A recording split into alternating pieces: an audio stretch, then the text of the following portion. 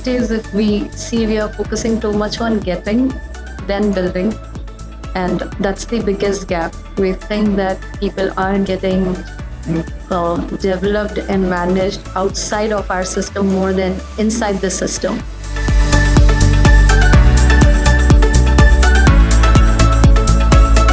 But there are a lot of exciting things happening in healthcare. I think technology has really adopted to the core in terms of the patient care activities. And fortunately or unfortunately, we are into the business of people, provided for people by people.